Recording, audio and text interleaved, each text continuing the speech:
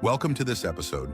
Today we are stepping back to the 16th century, to the shimmering waters of Venice, to a world of golden basilicas, carnival crowds, political ceremony, and some of the most spatially ambitious music ever conceived. Our subject is Andrea Gabrieli, organist, composer, teacher, and the founding genius of what would become known across Europe as the Venetian School of Music. He was born around the year 1533 in the Cannaregio district of Venice, a working-class neighborhood of canals, artisans, and a flourishing Greek community. And he died in the same city on the 30th of August, 1585, aged approximately 52. In the 50-odd years between those dates, he produced more than 100 motets, well over 200 madrigals, 4 masses, 7 penitential psalms, numerous keyboard works including toccatas, ricercares, and organ intonations, comic dialect songs called gregescia, and the dramatic choral music for the very first production ever staged in Palladio's Teatro Olimpico in Vicenza. He never married, had no biological children, and died owing money to a wine merchant.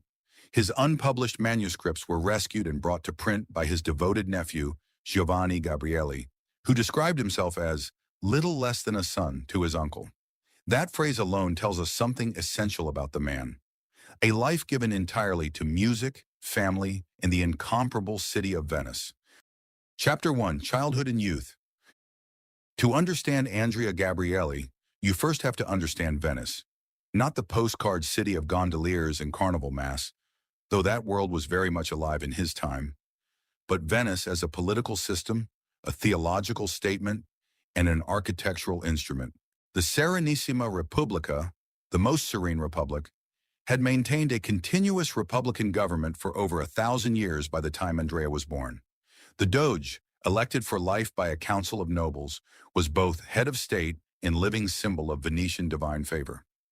Every aspect of public life was ceremonially orchestrated. The great feast days, the Feast of St. Mark, the Marriage of the Sea, the Doge's processions, each had prescribed musical forces attached by law. Music was not merely entertainment. It was woven into the fabric of governance. And at the center of it all stood the Basilica of San Marco, the Ducal Chapel, the acoustic heart of the Republic, and the building that would define Andrea Gabrieli's entire compositional life.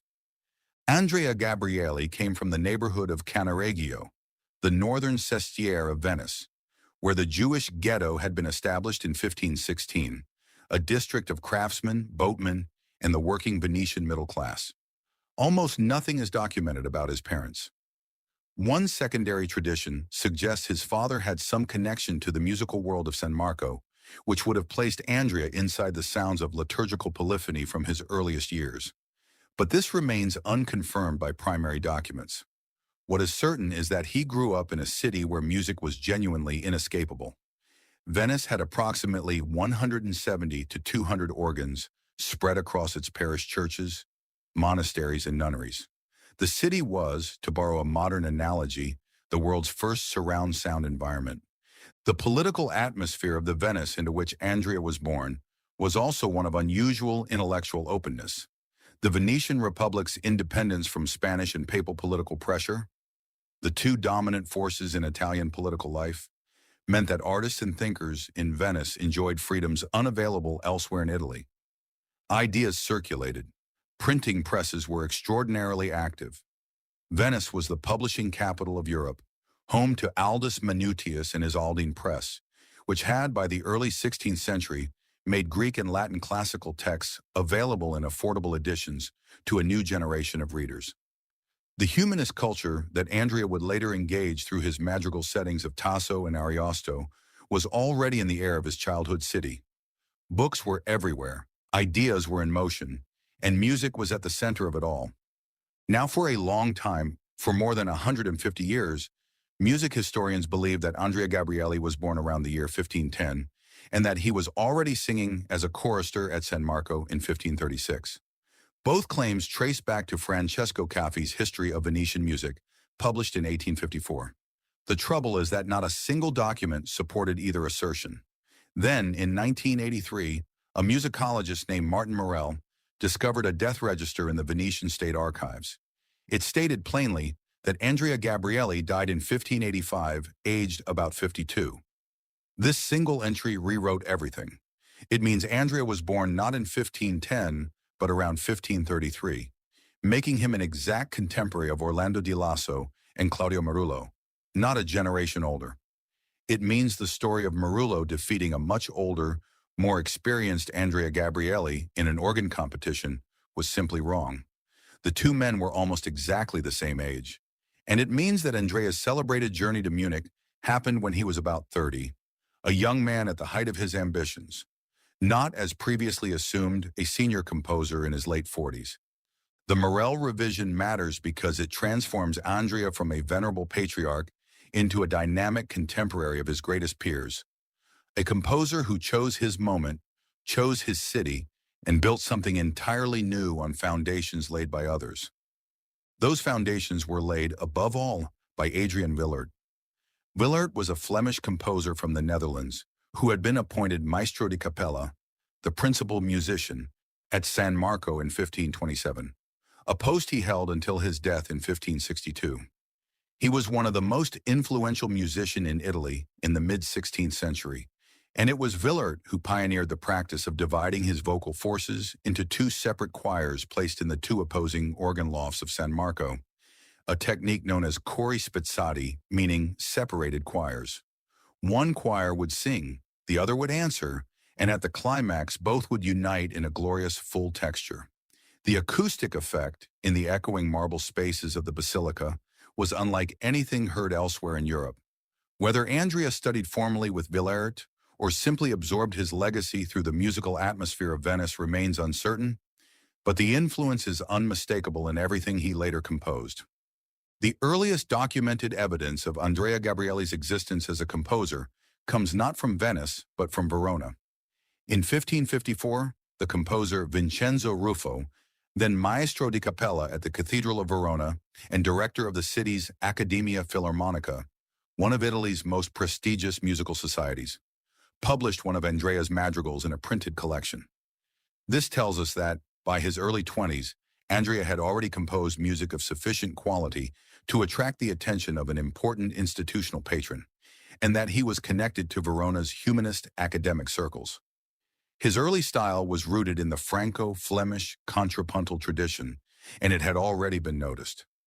Ruffo himself was a fascinating figure. He was one of the few Italian composers formally approached by the great Counter-Reformation reformer, Cardinal Carlo Borromeo, who wrote to composers asking them to simplify their church music so that uneducated congregations could actually understand the words.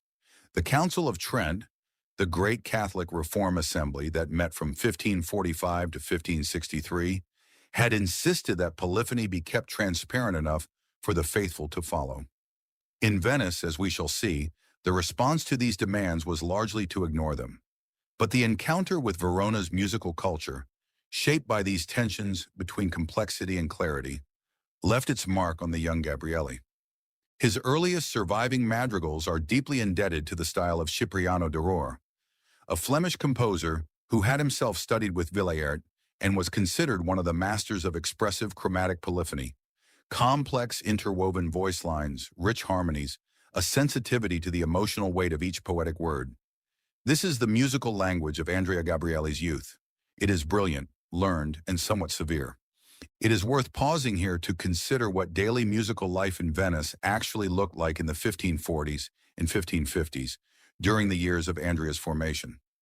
A visiting English traveler named Thomas Coryat, writing a generation later, described a feast day performance at the Scuola di San Rocco with something approaching disbelief: 20 singers, 16 instrumentalists, 7 organs with 7 organists, and 2 theorbos, all performing simultaneously.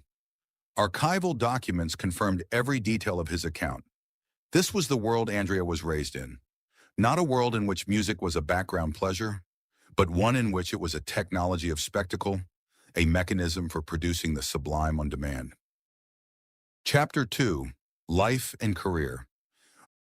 By around 1555, Andrea was back in Venice, employed as organist at the church of San Geremia in Cannaregio, a modest but respectable post, and one conveniently close to his home neighborhood. It was steady work, but Andrea was clearly aiming higher. In 1557, a vacancy arose at San Marco. The post of organist at the Basilica of St. Mark was the most prestigious keyboard position in northern Italy. Arguably in all of Italy, Andrea applied, but he did not get it. The man who beat him was Claudio Merullo, who had recently arrived from Monte di Levenza. Merullo was a brilliant organist and, as we now know from Morel's research, was born in 1533, essentially the same year as Andrea himself. The old story that Merullo triumphed over a vastly more experienced elder has to be abandoned. What actually happened was more like two equally talented young men competing for the same prize, and one of them winning on the day. There is no evidence of personal animosity between them. Indeed, the two would eventually share the two organs at San Marco for years as professional colleagues, and contemporary accounts suggest their Sunday afternoon alternating recitals were among the most eagerly anticipated musical events in the city.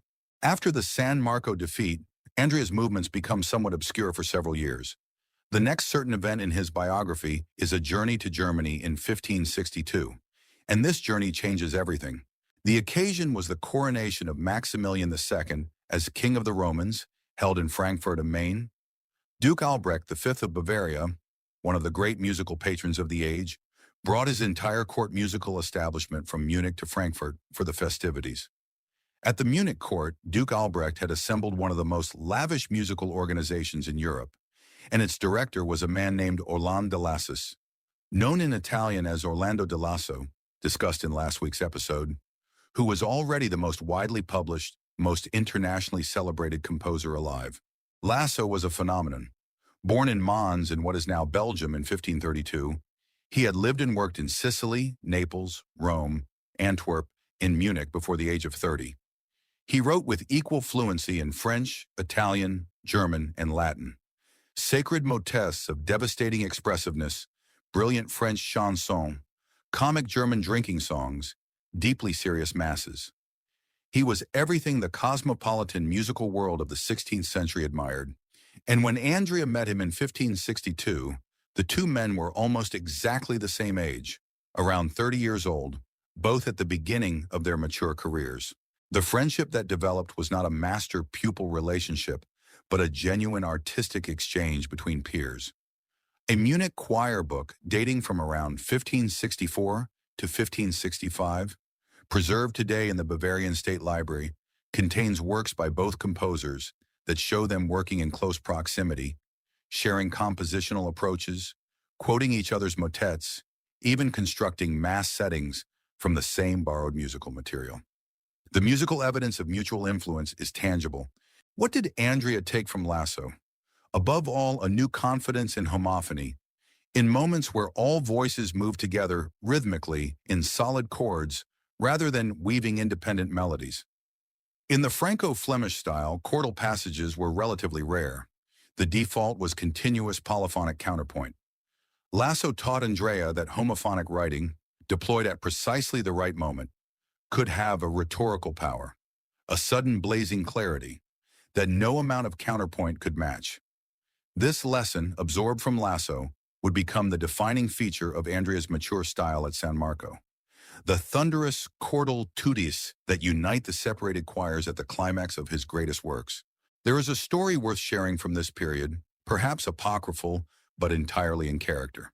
When the Duke of Saxony later offered Lasso an enormously lucrative position at the Dresden court, Lasso reportedly declined with the words, "I do not want to leave my house, my garden, and the other good things in Munich." Andrea, by contrast, could not wait to get back to Venice. He had a city to claim.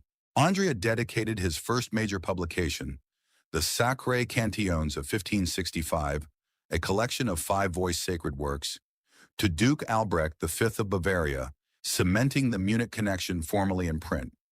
It was both a gesture of gratitude and an act of professional advertisement. A Venetian composer announcing himself to the European musical world under the most prestigious possible patronage. By 1564, Andrea was already working informally at San Marco, and in 1566, he was officially appointed organist of the second organ. Annibale Padovano had left Venice, creating a reshuffle. Merullo moved to the first organ, Andrea took the second.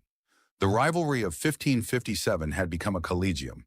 The two men now shared the same building, the same institution, and the same professional life, alternating at the instruments that faced each other across one of the most extraordinary acoustic spaces in the world.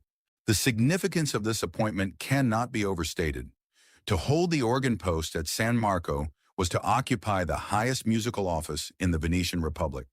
The salary was substantial, the prestige was immense, and the creative latitude was extraordinary.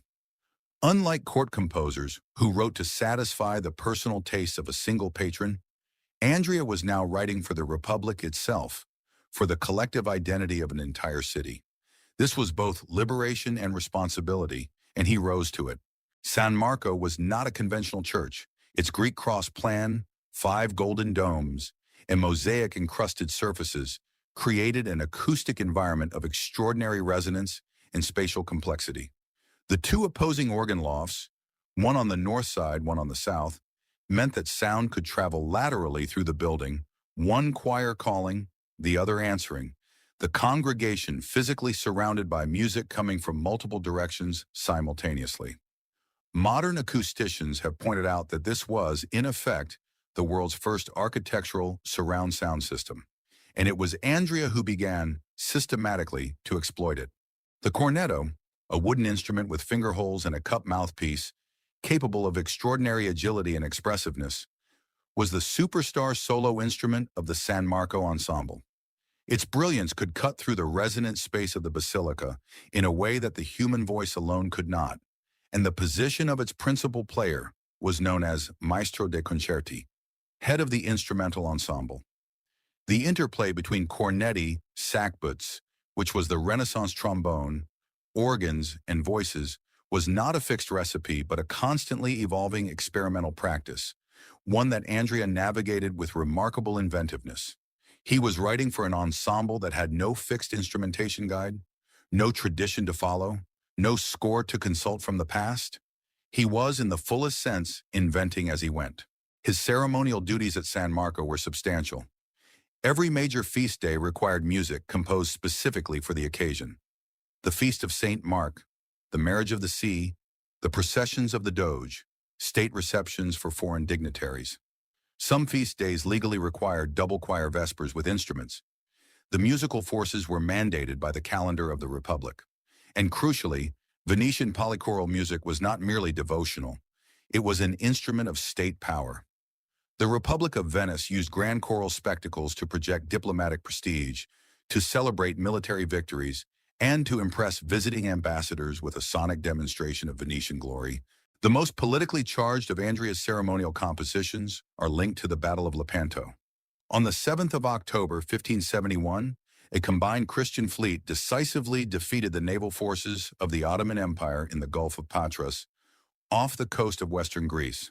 It was the most significant naval engagement of the century, and Venice, which had borne the brunt of Ottoman maritime aggression for decades, erupted in celebration. Andrea was commissioned to compose the festival music. His motets from this period, several of them preserved in the posthumous collection known as the 1587 Concerti, deploy the two-choir texture as explicit military drama.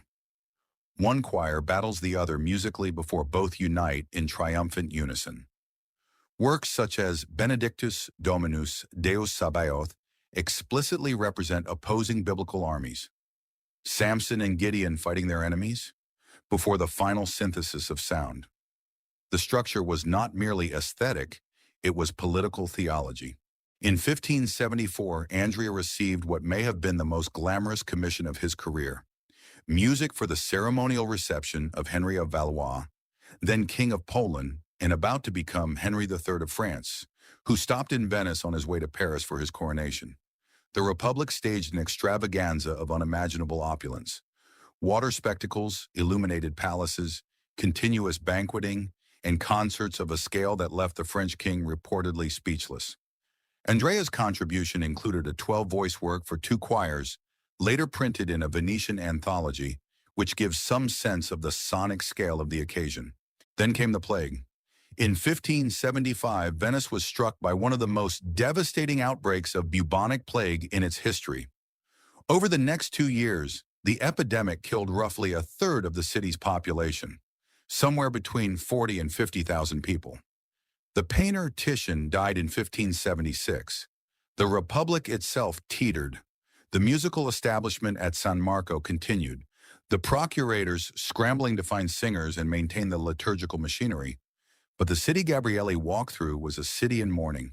The Republic vowed to build a new church as a gesture of atonement, the Chiesa del Redentore, Palladio's masterpiece on the Giudecca island.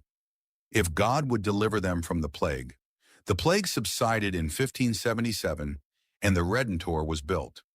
Gabrieli's 8-voice Motor O, Most Splendid Cross, is now considered by musicologists to be the most likely piece performed at the foundation ceremony of the Redentore in 1577. Whether or not this attribution is precise, his Psalmi Davidici, the 7 penitential psalms published in 1583, are directly linked in spirit to the catastrophe of those years.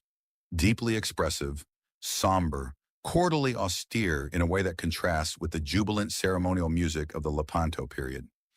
Grief had reshaped his language. By the early 1580s, Andrea was unquestionably the senior musical figure at San Marco. He had become famous as a teacher, and his students came from across Europe. The most important of them was, of course, his nephew, Giovanni Gabrieli.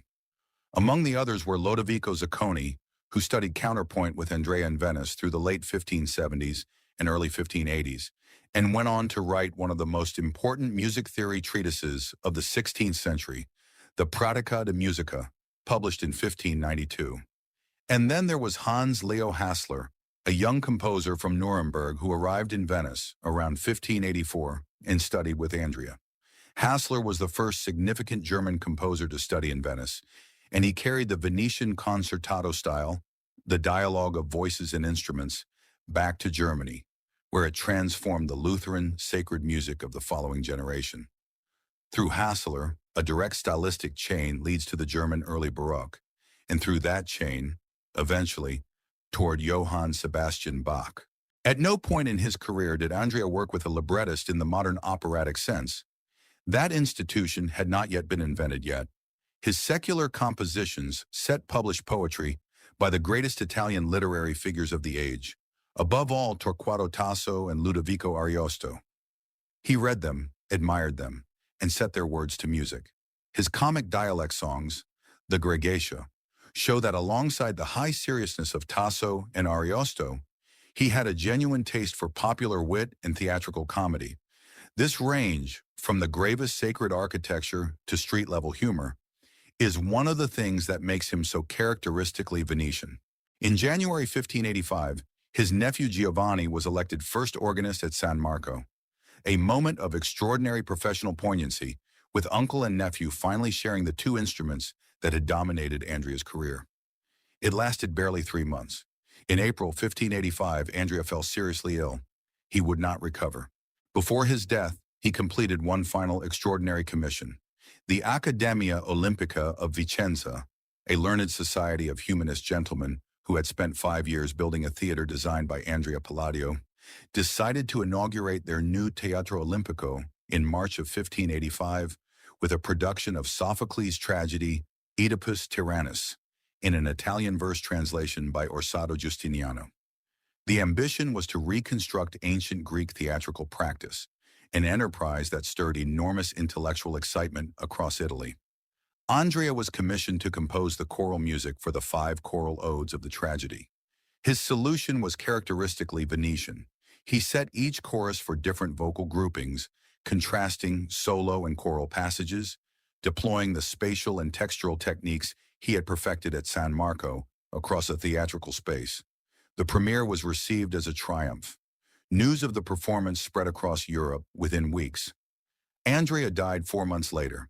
It was his valedictory public statement and one of the most remarkable commissions in the history of Renaissance theater. And one family detail that deserves its own moment: Giovanni Gabrieli's real family surname was not Gabrieli at all. His father was a man named Piero di Fais, a name suggesting origins in Friuli, near the Austrian border. Piero died young, and the notarial documents discovered in Venice's state archives show that Andrea effectively adopted the boy, raising him, educating him, and eventually securing him his position at San Marco. Giovanni adopted his uncle's surname and in print described himself as little less than a son. The Gabrieli surname was not a dynasty by birth. It was a dynasty by love and professional inheritance. Chapter 3, Final Years. There was no retirement for Andrea Gabrieli. The Teatro Olimpico premiere in March of 1585 was followed almost immediately by one final commission of enormous political weight, a Gloria for 4 choirs, 16 voices simultaneously, composed for the reception of 4 young Japanese Christian ambassadors who had arrived in Venice that year, sent from Nagasaki by Christian feudal lords in Japan as part of what became known as the Tensho Embassy. These teenagers, barely 17 or 18 years old, seeing Europe for the first time, were received in Venice with the full pomp of the Republic, and Andrea's Gloria was apparently designed to do exactly what the Venetian state always demanded of its music: to overwhelm, to represent Venetian power and sound. It was one of his last completed works. He fell terminally ill in April 1585. He died on the 30th of August of that year. The circumstances of his death carry a certain melancholy that is all too human. The archival documents uncovered by Martin Morel reveal that Andrea died in debt, specifically indebted to a wine merchant, having pledged personal possessions as collateral for a loan he had been unable to repay. This was not necessarily a sign of poverty or recklessness. 16th century musicians, even those holding the most prestigious posts, often found themselves navigating the gap between irregular payment from institutional employers and the ongoing expenses of a professional life. Manuscripts, instruments, the maintenance of a household and a network of students. But it meant that Andrea's death left loose ends, and it fell to Giovanni to tidy them. Giovanni Gabrieli settled his uncle's wine merchant debt personally, handing over Andrea's possessions to the creditor. He did this at a moment when he was himself financially stretched, simultaneously trying to raise 400 ducats as a convent dowry for his sister Angela, who had resolved to become a nun. The image of the young Giovanni, newly elected to one of the great organ posts of Europe, scraping together funds for his sister's convent entrance while paying off his late uncle's wine bill, is one of the most touching domestic details to survive from the Venetian Renaissance. The two obligations are almost comically juxtaposed, and yet they speak to a world in which family duty and professional circumstance were entirely intertwined. Following Andrea's death, his post at San Marco sat empty for 16 months. The procurators of the basilica did not fill it until the end of 1586. This was not bureaucratic slowness. It was, in its way, a form of institutional mourning. For 16 months, one of the great organ posts of Europe stood vacant in honor of the man who had occupied it for nearly 20 years. The question of Andrea's unpublished manuscripts was urgent and pressing. He had been, throughout his life, notably reluctant to publish his own work. There is a practical explanation. In the 16th century, music printing was expensive, and composers needed wealthy patrons willing to absorb the costs. But there is also a subtler professional reason. For Venetian organists, whose primary skill was improvisation, the ability to construct complex polyphonic music in real time without notation, putting your compositional ideas into print was something of a professional gift to your competitors. Your published music was your teaching material made public. Andrea may simply have preferred to keep his secrets close.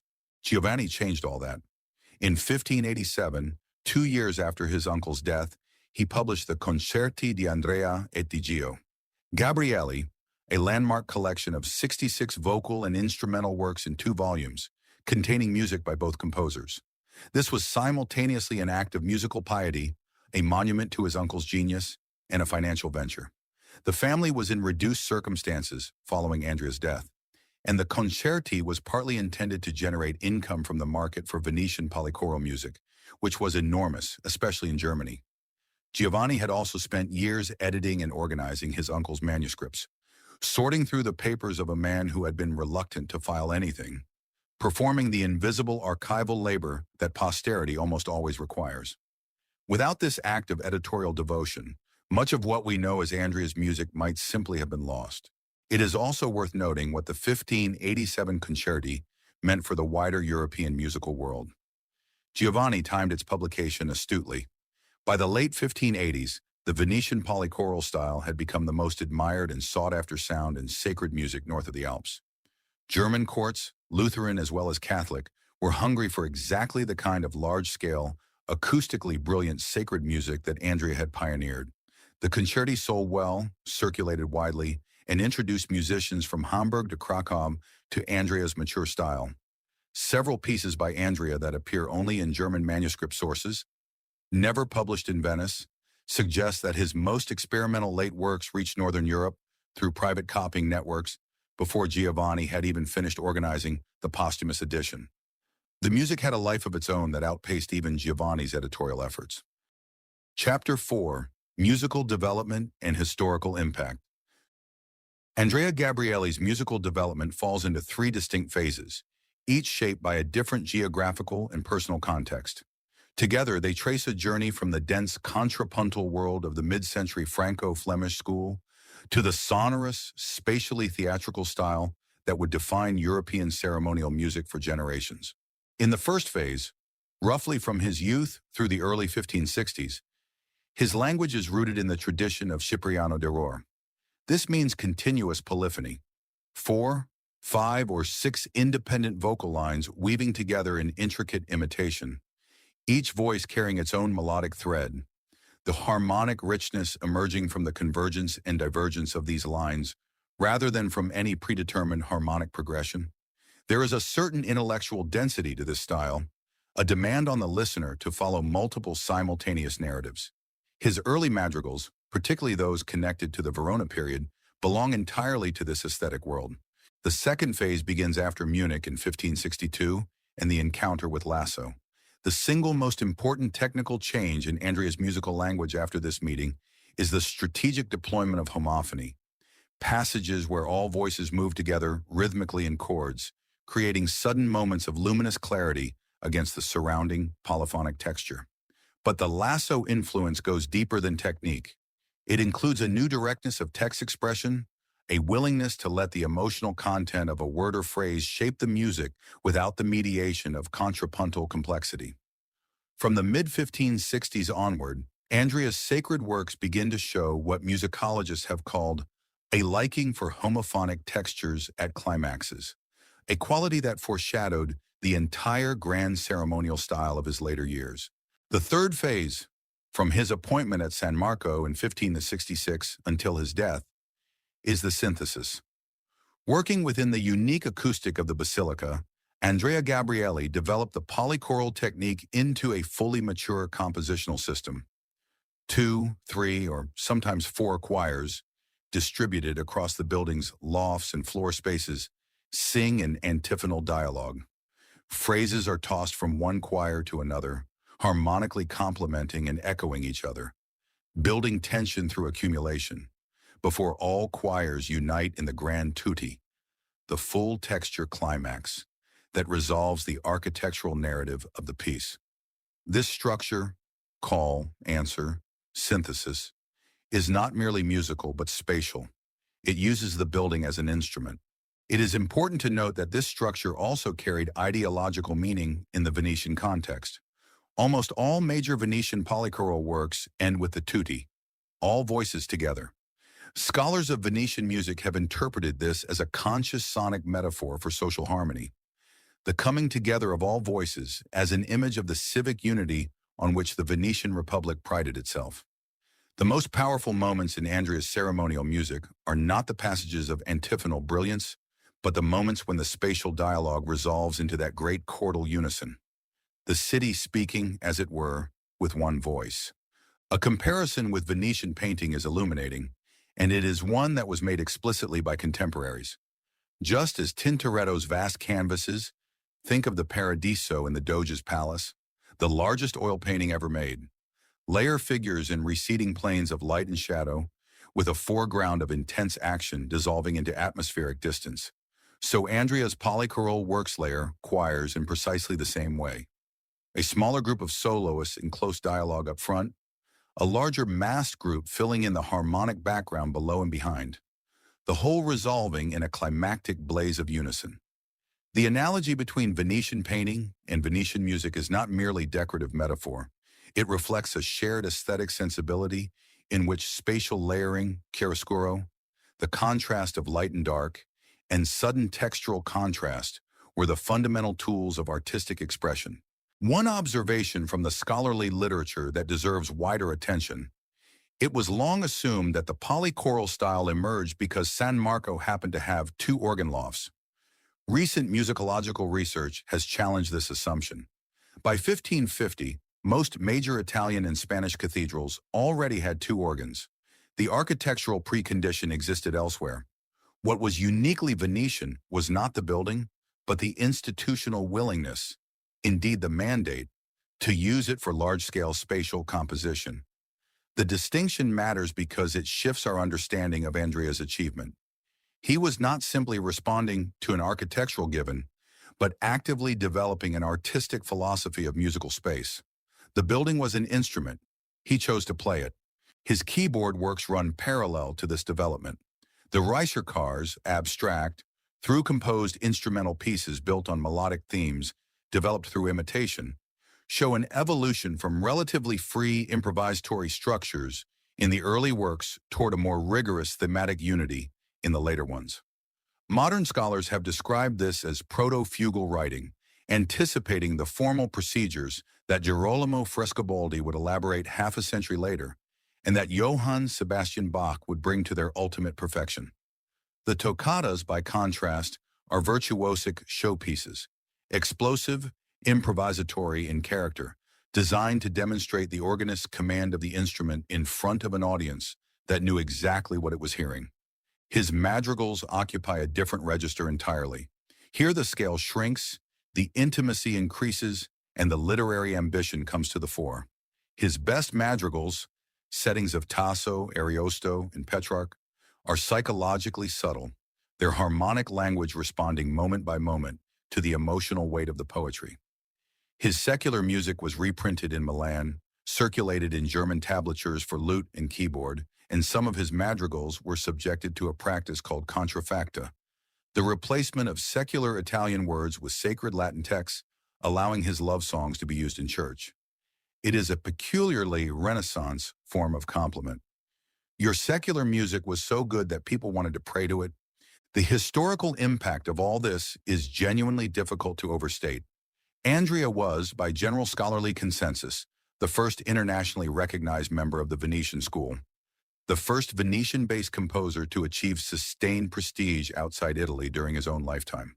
The chain of influence he set in motion runs as follows: from Andrea to Giovanni, his student and nephew, from Giovanni to Hans Leo Hassler, who carried the concertato style to Germany, from Giovanni also to Heinrich Schütz, the greatest German composer of the 17th century, who traveled specifically to Venice to study with Giovanni in 1609 and described the experience as the most formative of his life, from Schütz to the entire tradition of German Lutheran sacred music, and from that tradition, through Dietrich Buxtehude and Johann Pachelbel, toward Johann Sebastian Bach. When you listen to the opening chorus of Bach's St. Matthew Passion, two choirs calling to each other across the vast acoustic of a Lutheran church, you are hearing, at several removes, the echo of Andrea Gabrieli at San Marco. There is a further connection closer to our own time that deserves mention. In the 20th century, two of the most radical Italian composers of the post-war avant-garde, Bruno Maderna and Luigi Nono, identified directly with the Gabrieli legacy. Nono owned and extensively annotated a modern edition of Andrea's works. Both composers saw in the Venetian polychoral tradition the spatial distribution of sound, the dialogue of separated forces, the architecture as instrument, a precedent for their own electronic music. Nono's large-scale compositions, written for loudspeakers distributed through performance spaces, are in direct conversation with what Andrea was doing at San Marco 400 years earlier. The Venetian sound went viral across Europe in the 16th century. In the 20th, it went viral again. A final note on what Andrea did not write. He did not compose operas, symphonies, or instrumental sonatas, because none of those forms existed yet. The first recognized opera, Jacopo Peri's Eurydice, was performed in Florence in 1600, 15 years after Andrea's death. The symphony as a form belongs to the 18th century. The instrumental sonata in its mature sense belongs to the Baroque era. When we listen to Gabrieli, we are listening to a world on the edge of all of this, the world in which these forms were being prepared, the world whose experiments made them possible. He stood at the threshold without crossing it, and it was left to his students and his students' students to walk through the door he had built. Chapter 5, Life Apart from Music. For a Renaissance musician of Andrea's generation, the boundary between music and the rest of life is almost impossible to draw cleanly. Music was not simply his profession, it was his social world, his intellectual community, and his primary mode of participation in the cultural life of his city. Nevertheless, several dimensions of his personality and interests emerge clearly from the historical record. The most revealing window into Andrea's inner life is his literary taste. His secular compositions set the poetry of Torquato Tasso and Ludovico Ariosto, the two literary giants of 16th century Italy. Ariosto's Orlando Furioso, the great chivalric epic published in its definitive form in 1532, and Tasso's Jerusalem Delivered, completed in the 1570s, were the defining works of Italian Renaissance literature, combining epic grandeur with lyrical beauty and, in Tasso's case, a deeply felt religious seriousness. That Andrea chose to set these texts, rather than the lighter verse of lesser poets, tells us something about his intellectual ambitions. He was not merely a craftsman writing to commission, he was a reader who cared about the words he set. He was embedded in the culture of the academies. The academy that were the characteristic social institution of Italian Renaissance intellectual life. These were gatherings of educated gentlemen, artists, musicians, and scholars who met regularly to debate philosophy, hear music, read and comment on poetry, and generally perform the rituals of humanist cultivation. Andrea's connection to the Accademia Filarmonica of Verona in his youth and to the Accademia Olimpica of Vicenza at the end of his life shows that he moved in these circles throughout his career, not as a servant musician, but as a participant, someone whose artistic and intellectual credentials were respected by the learned patrons who ran these institutions. His Grigescia, those comic dialect part songs in a mixture of Venetian, Dalmatian, and Greek, suggest another earthier side of his personality.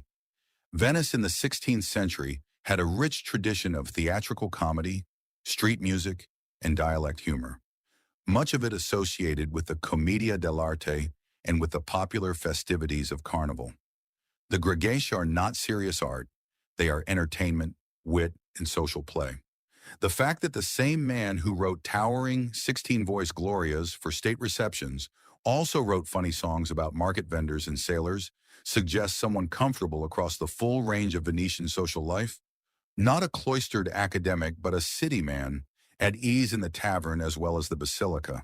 A wonderful detail from the archival record supports this impression. Andrea died in debt to a wine merchant. The debt was not enormous. Giovanni was able to settle it by handing over his uncle's personal possessions. But the specificity of a wine merchant as creditor has a certain ring to it. Venice in the 16th century was a city of extraordinary culinary and drinking culture, its merchants bringing wines from the whole of the Mediterranean world. That Andrea had a relationship with a wine merchant sufficient to warrant a line of credit suggests a man who enjoyed his pleasures. On the question of religion, the picture is nuanced. Andrea lived and worked entirely within the institutional Catholic Church. In every major composition he wrote was for liturgical or ceremonial use. Yet Venice's particular religious culture was unlike that of any other Italian city. The Serenissima had maintained a degree of independence from Rome that was unique in Catholic Europe. The Council of Trent's attempt to simplify church music was largely ignored in Venice, where rich polychoral writing continued to flourish under the protection of a state that valued spectacle over austerity. What this means for Andrea is that his religious expression had a distinctly Venetian flavor, ceremonial, communal, oriented toward public magnificence rather than private devotion. His response to the plague of 1575 to 1577, the penitential psalms, the probable involvement with the Redentor Foundation music, suggests genuine personal engagement with the devotional function of music. But there is no evidence of mysticism or counter-Reformation severity in his biography. His is a religion of shared ceremony and collective sound, the Republic praying together through the medium of 16 voices and 4 choirs, in a space made sacred as much by acoustic splendor as by faith. For Venetian organists, improvisation was a central art. The primary skill tested in organist auditions was the ability to construct complex polyphonic music entirely in real time, to improvise at the organ in multiple styles without preparation or notation. This was called suonare alla mente, meaning playing from the mind, and it was regarded as the highest form of musical craft. Andrea's reluctance to publish his keyboard music was almost certainly a professional calculation. To give your improvisatory secrets away in print was to undermine your value as a teacher. His Sunday afternoon recitals at San Marco with Marullo were effectively public demonstrations of this skill, watched and discussed by Venetians much as a modern city might discuss the relative merits of its 2 leading athletes. We also know from a 1598 internal evaluation of singers at San Marco, a document that reads, as one scholar has memorably put it, like a modern human resources report, something of the culture of professional musical life in which Andrea spent his working days. One contralto is described as the most sufficient singer, and where he lacks a delicacy of voice, he compensates with good singing. A tenor is noted as always a good voice and good singer, but because of old age, it is better not to hire him. One friar's voice is dismissed as not of bad timbre, but he has never figured out how to accommodate it. The evaluation dates from after Andrea's death, but its tone, precise, collegial, unsentimental, captures the professional atmosphere of San Marco's musical world perfectly. Andrea Gabrieli worked alongside these people, depended on them, corrected them, and presumably developed strong opinions about their individual strengths and weaknesses. Music at San Marco was not the lonely work of inspiration. It was collaborative craft, practiced every day with fallible human beings. The relationship between Andrea and Giovanni remains the most important personal story in his biography. Giovanni's father, a man named Piero di Fais, died when Giovanni was young, and Andrea stepped into the role of guardian and mentor. He raised the boy, trained him, and eventually secured his position at San Marco. Giovanni, in return, devoted years after his uncle's death to preserving and publishing Andrea's music. It is one of the most beautiful examples in music history of a gift repaid, not in kind but in legacy. Andrea gave Giovanni a career. Giovanni gave Andrea immortality. Chapter 6. Where to find him today? Andrea Gabrieli died in 1585, but his music never entirely disappeared from the repertoire, and in the 20th and 21st centuries it has undergone a genuine revival, supported by a network of institutions, ensembles, and scholarly projects that any listener wishing to explore his world can easily access. The most important scholarly resource is the national edition of the works of Andrea Gabrieli, published by Casa Ricordi in Milan in collaboration with the Fondazione Giorgio Cini in Venice. This ongoing critical edition, whose general editor is the musicologist David Bryant, aims to produce authoritative performing scores of every surviving work by Andrea, with full critical apparatus and source commentary. This is the reference standard for both performers and scholars, and Ricordi's website provides detailed information about its progress and individual volumes. The Fondazione Giorgio Cini itself is situated on the island of San Giorgio Maggiore, the small island that sits directly opposite St. Mark's Square, visible from the main Venetian waterfront. It is home to major research institutes covering art history, music, literature, and the history of Venice. Its Music Institute holds manuscript collections, archival materials, and the editorial apparatus of the National Edition. The Fondazione also offers residential research scholarships for doctoral and postdoctoral scholars wishing to work in Venice on humanities topics, including musicology. The island is accessible by public water bus from the main Venetian waterfront, and a visit to San Giorgio Maggiore is as close as it is possible to get to inhabiting the world Andrea knew. The Basilica of San Marco itself remains the most direct physical connection to Andrea's musical universe. The 2 organ lofts still face each other across the nave. The mosaic-covered domes, the marble floors, The particular resonance of that extraordinary acoustic, all of it is still there, remarkably unchanged from the 16th century.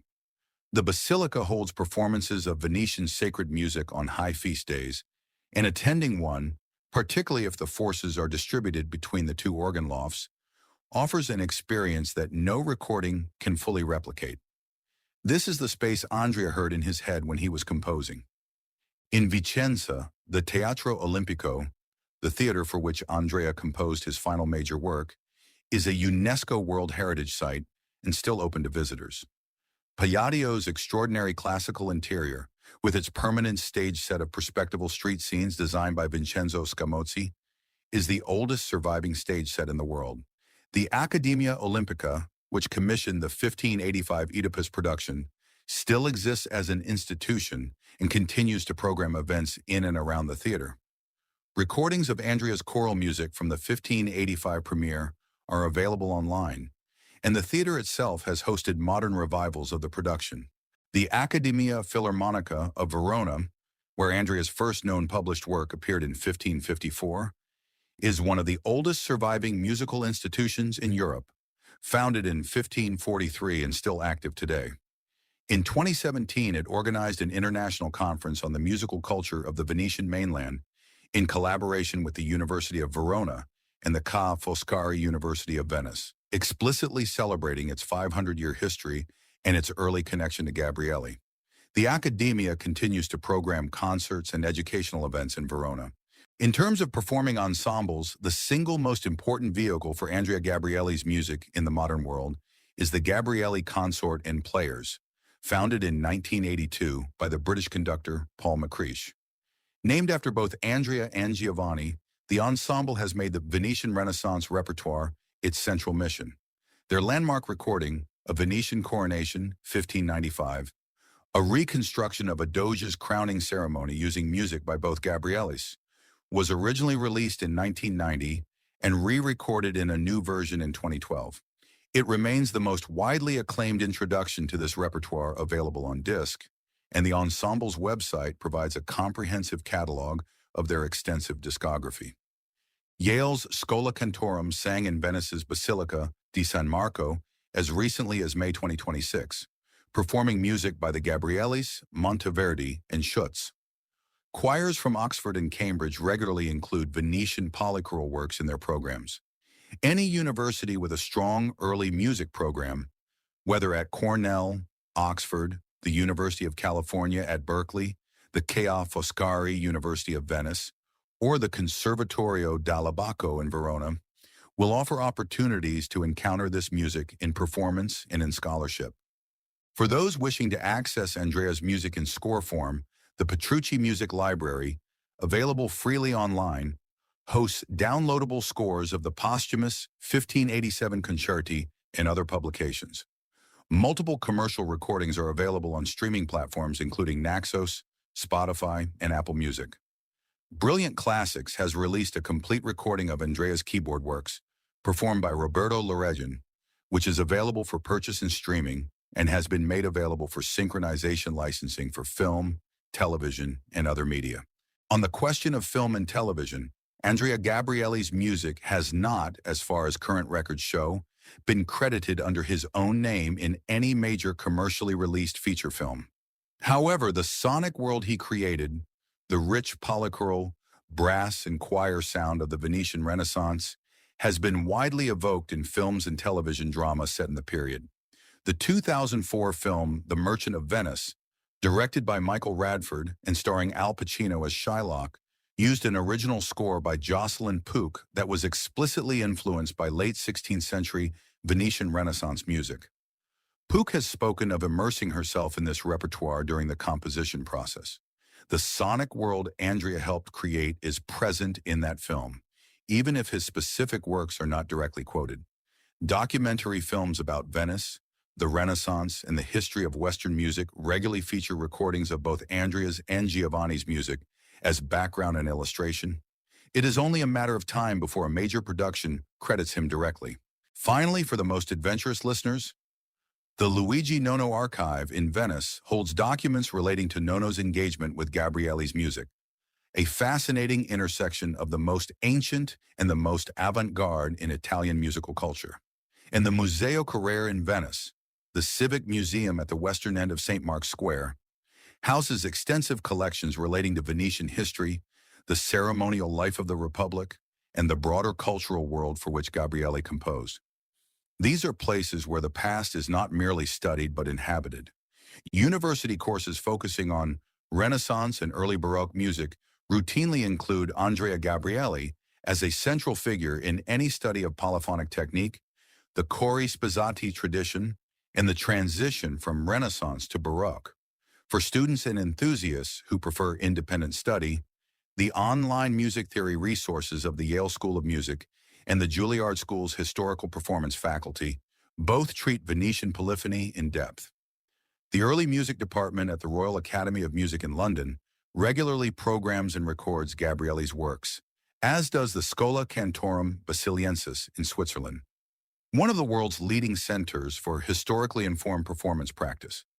Each of these institutions approaches the music differently, from pure historical reconstruction to creative reinterpretation, but all of them treat Andrea as essential rather than optional. Summary: Andrea Gabrieli was born around 1533 in Cannaregio, Venice, and died there on the 30th of August, 1585. He spent the central part of his career as organist at the Basilica of San Marco. He composed over 100 motets, more than 200 madrigals, 4 masses, 7 penitential psalms, and a substantial body of keyboard music. He never married, had no children, and died in debt to a wine merchant.